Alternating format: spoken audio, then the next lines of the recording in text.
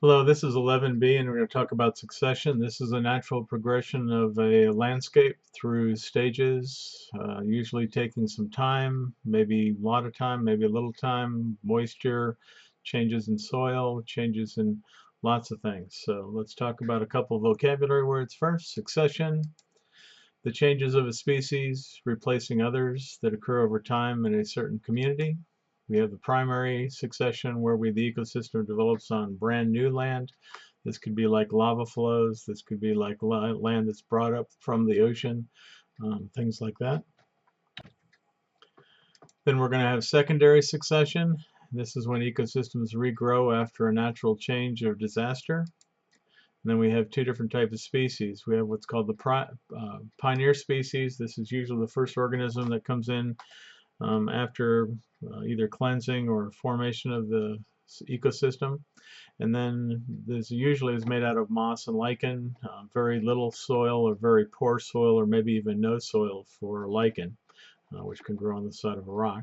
And then we have the climax community, and this is actually the maximum diversity in an ecosystem. This is when we get all types of vores. We get herbivores, omnivores, autotrophs, carnivores. We get all the different types of things all interacting with one another. Primary succession, here's our little drawing icon again. We're going to start with bare rock. This could be igneous rock. This could be after glaciation. This could be after weathering and erosion process where a mountain range gets below the snow line. But anyway, we get precipitation, we get weathering of the rock, breaking down of the rock, or at least moisture on the rock. And then we can start getting moss. If we get a little bit of soil, we get lichen if it's still bare rock. And these again are those pioneer species. And then with some more weathering and erosion, we start getting soil on the ground, and we start getting small plants, maybe even flowering plants. We start getting insects into the area. We may have something in there to eat insects. We could have like snakes and other things inside. We'll definitely have worms and microbes in the soil, help break down material and also fix the nitrogen from the air. And then with more time, maybe hundreds of years, maybe even more than hundreds of years later, we get the climax forest, and then we actually get large critters, including trees and animals. And again, this happens on brand new land, land that was not there before. Here's an example of one, bare rock, and the rock breaks down, starts getting soil, start getting lichen on the rock, breaks down the soil, holds the moisture to the rock, which weathers the rock faster, start getting breakdown, we start getting small plants, lichens, moss, all kinds of small plants, flowering plants. Then we start getting grasses, and we start getting plants living there for more than a year. These are probably annual, and these are perennial.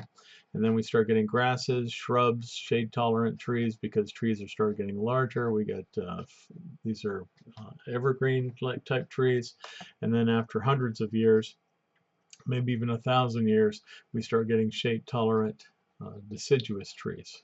In our area, it's called an oak hickory forest. That's our climax community, and you probably ought to write that down. Here's another view of a mountainous area, starting with no rock. Then we start getting lichen on the rock. Start getting small plants. The plants get bigger and bigger. We get shrubs. Up in the higher elevations, maybe smaller trees, but we get evergreens before we get deciduous trees. And again, this could take hundreds of years. And again, it's a progression of soil and root systems. Here's a picture of brand new rock with very little growing on it, maybe some color out there, looks like a little green. Then we start getting lichen with more green and moss and more plants. You can see it's actually people down there.